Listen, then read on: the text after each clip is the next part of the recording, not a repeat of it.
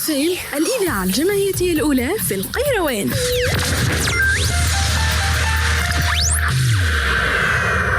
صحتي بالدنيا، صحتي بالدنيا. رجعنا في صحتي بالدنيا، وختاما باش نحكيو على بعض العلاجات الطبيعية للحمى والزكام والسعال. نبدأ دكتور بالحمى ونحكيو على العلاجات الطبيعية. هي علاجات في متناول الجميع، منزلية صح التعبير، يعني تلقاها في كل بيت تقريبا. قد تغني عن الأدوية والعقارات الكيماوية هذيك، وقد يعني تؤدي دورها يعني في بضع ساعات. يعني الحمى إذا كانت فجئية خاصة، فمعروف الخل، ناخذ كما نقولوا ملعقة خل وملعقتين ماء، ثلثين وثلث يعني، خلطهم في بعضهم، وناخذ قطعة قماش ولا شاش هذيك الكومبريس، يعني نبلوها ونعصروها ونحطوها يعني 3 قطعة في الرسغ الأيمن، قطعة في الرسغ الأيسر، وقطعة على الجبهة مدة 20 دقيقة. هذه وسيلة من الوسائل. وإذا كان الحمى معها رعشة كتصغيريفها يبدأ ويتردد كله، نجموا ناخذوا نصف عود متاع قرفة وعودين رأسين قرنفل، نغليوهم في 200 تقريبا، يعني حكر كيس تقريبا ماء، نغليهم بضع دقائق يعني 5 دقائق، ويتشرب 3-4 مرات في النهار. كذلك إذا كان معها زاد تصغيريفة طرق راهي تختلف، هذه مجرد أمثلة، راهي مش تلقاو كثير من الأمثلة، ولكن على كل حال هي بعض الأمثلة من جانب السرد لا الحصر. ناخذ كذلك إذا كان معها راشة 3 قطع زنجبيل صغيرين في 250 ملليلتر ماء، نغليهم بضع 10 دقائق تقريبا، ويتشرب مرتين في النهار، كاسين يعني زنجبيل مع الماء المغلي. وإذا معها صداع الحمى، يعني معها صداع، فكرة ذي كذلك البطاطا، ناخذ نصف حبة متاع بطاطا، نبرشوها قطع صغيرة يعني، ونلكفتوا عليها شاش ولا قماش يعني، ونضعوها على الجبهة مدة 20 دقيقة. فإذا كان يبدأ الصداع بحول الله هذا يرتاح من ناحية الحمى هذه. والدكتور الزكام كذلك إذا إجراءات بسيطة. إذا كان معاها شوية حرارة هكا بسيطة، ناخذ 6 أوراق حبق و200 ملليلتر ماء منقوع يعني في مسخون، يعني 200 ملليلتر كاس يعني ماء، 6 أوراق حبق، نخليهم تقريبا منقوع مدة 10 دقائق، ونشربوا كاس مرتين في اليوم. إذا كان فما شوية بحة مع الزكام، عنا ملعقة صغيرة من الكركم مضاد للالتهاب ومضاد للأكسدة. إذا الملعقة صغيرة كركم ومعها ملعقة كبيرة عسل، نخلطوهم مليح يعني، وناخذ ملعقة صغيرة 3 مرات في اليوم.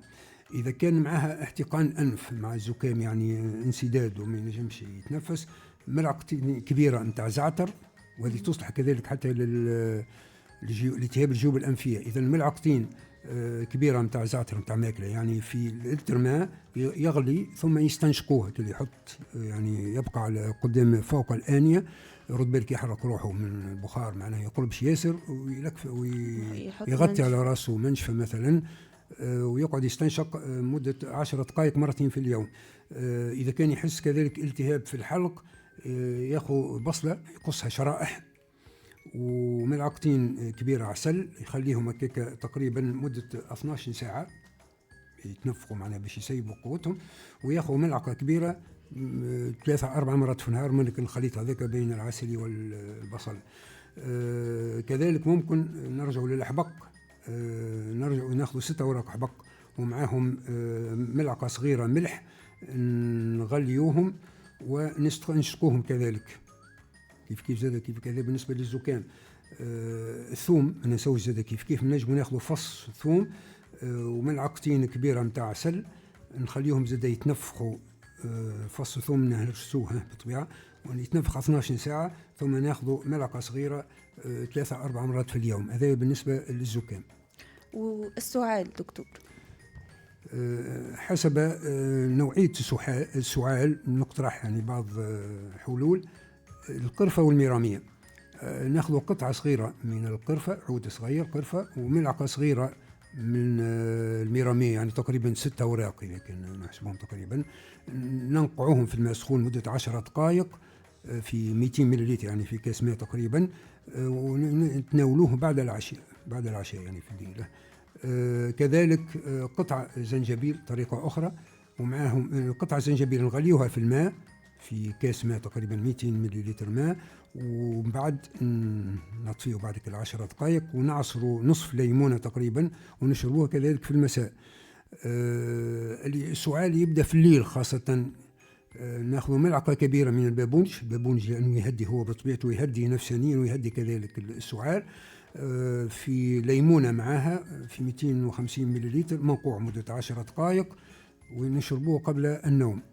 كذلك بالنسبة للسعال الليلي عندنا الفجل باهي برشا، وكذلك للسعال كان ممكن تتعصر ولا يترفس معناه باش تسيبك الماء نتاعو هو، مع ملعقة كبيرة عسل تقريبا، يعني يترك 5 ساعات باش تسيب القوة نتاعو. ناخذ نتناولوا ملعقة صغيرة قبل النوم، لأنه يعني إذن هو السعال الليلي. إذا كان فما سعال جاف وسعال مع البلغم، السعال الجاف مع ملعقة صغيرة من عرق السوس المرحي ولا تراب السوس يسميوه، في 250 ملل ماء، يتغلى مدة 5 دقائق، ويتشرب على 3-4 مرات في اليوم. سعال الجاف هذا. بالنسبة للسعال اللي مع البلغم عندنا ملعقة كبيرة عسل ونصف ملعقة صغيرة من الزنجبيل، ومعهم نصف ملعقة صغيرة قرفة، يتخلطوا مليح هذوما كلهم، وياخذوا ملعقة صغيرة مرتين في اليوم. هذا بالنسبة لي بالبلغم. يعطيك الصحة دكتور. هكا نكونوا كملنا حلقتنا لليوم. شكرا لك دكتور، شكرا للمستمعين اللي كانوا معنا زاد اليوم. يعطيكم الصحة، نلتقي الأسبوع القادم إن شاء الله.